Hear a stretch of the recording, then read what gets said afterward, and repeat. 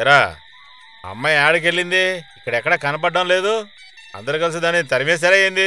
ఇలా చూడు యజమాని, ఎలా వచ్చిందో ఎక్కడి నుంచి వచ్చిందో అక్కడికి వెళ్ళుంటుందిలే. తను ఎప్పుడు కనిపించే చోటన్నీ వెతికాను, ఎక్కడా కనిపించలేదు. ఇలా చూడు బాబు, ఇంట్లో అమ్మ నాన్న అక్క అన్న అందరుండి కూడా ఆడవాళ్ళు ఈ ప్రపంచంలో బతకలేకపోతున్నారు. ఇందులో ఊరు పేరు తెలియని అందమైన అమ్మాయి ఉంటే ఒంటరిగా బతకడం సాధ్యమేనా? తలుచుకుంటే తలనొప్పిగా ఉంది. కరుణామయుడైన ఆ దేవుడు ఎందుకు ఆ అమ్మాయికి అటువంటి పరిస్థితి కల్పించాడు? ఈ భూమి మీద పుట్టిన ప్రతి దానికి ఒక లక్ష్యం అంటూ ఉంటుంది కదా. అందుకని భగవంతుడు ఒక్కొక్కరికి ఒక్కొక్కరు పంపిస్తున్నాడు. వచ్చిన పని పూర్తిందనుకో వాడు మళ్ళీ పిలుచుకెళ్ళిపోతాడు. ఎలా నేను చెప్పింది కరెక్టేనా? ఆ అమ్మాయి వయసు ఎంత ఉంటుంది? రే నువ్వు లోపలికి వెళ్ళి గిన్నెలు కడిగి వెళ్ళు.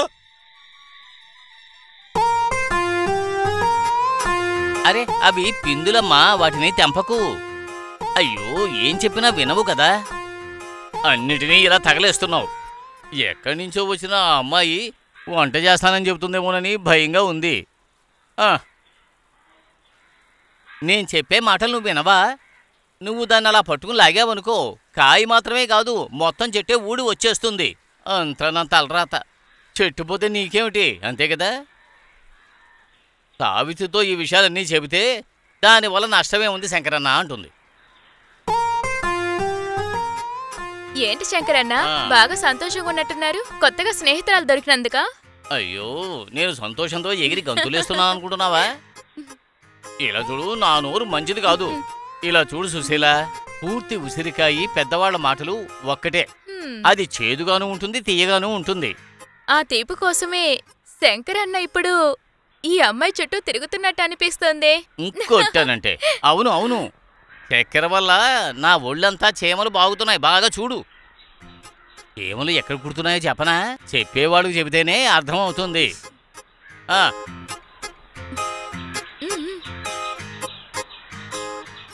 పాపం, ఎందుకమ్మా శంకరన్నని ఎంతలా ఇబ్బంది పెడుతున్నావెందుకు?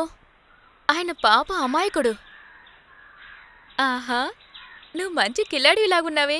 మంచి నంబర్ 1 రైతులాగా నువ్వు బాగా వ్యవసాయం చేస్తున్నావు. చాలు, ఈ రోజుకి ఇవి చాలు. పద, మనం ఇంటికి వెళ్దాం పద. నీ అల్లరి చూస్తూ ఉంచున్నానంటే ఈరోజు నేను ఇంటికి వెళ్ళినట్టే. రా వెళ్దాం.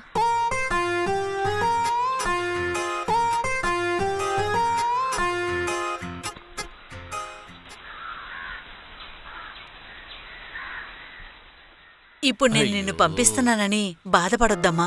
నీకెప్పుడు కావాలంటే ఇక్కడికి రావచ్చు. చాలు చాలు, నువ్వేమీ రావక్కర్లేదు. ఇదేంటి సంచిలో? అందులో కాస్త పాత బట్టలున్నాయి. సరే సరే, ఆ అమ్మాయిని వెళ్ళనివ్వు. వెళ్ళమ్మా. సరే రా.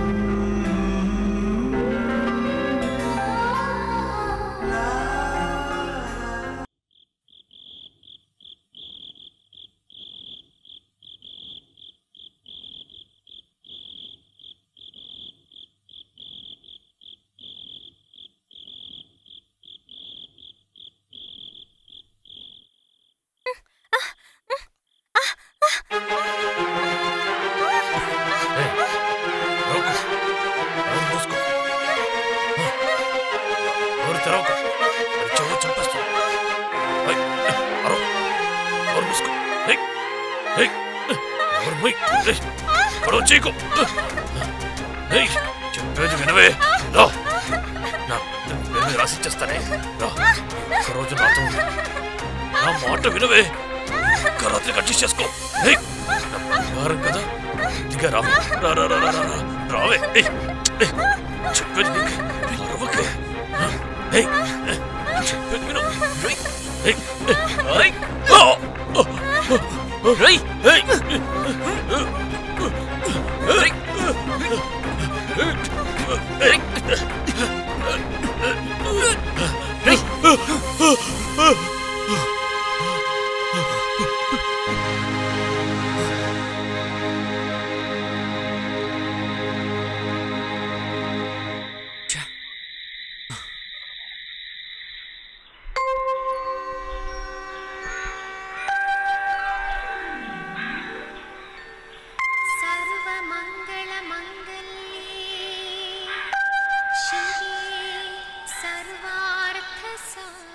ఏంటి సావిత్రమ్మ గారు, త్వరగా దేవుడితో మాట్లాడి వెళ్ళిపోతున్నట్టున్నారు?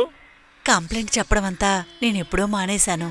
ఇప్పుడు 100 కన్నా ఎక్కువ విషయాల్ని ఆయన కూడా చూసుకుంటూ ఉండాలి కదా.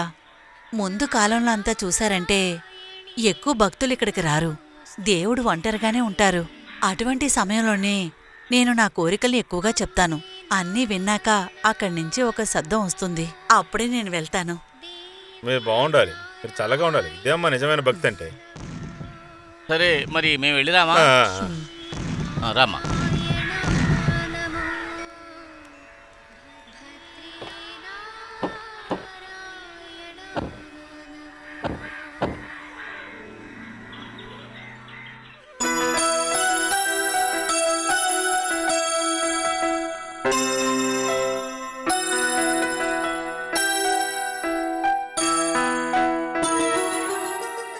రాజా కాస్త బండాపో.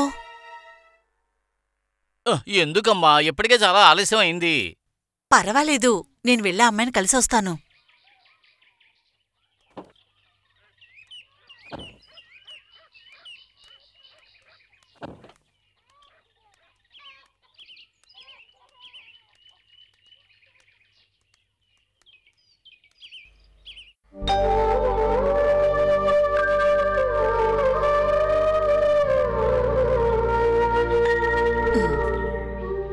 ఇదిగోమ్మా, ఈ పండుని తిను.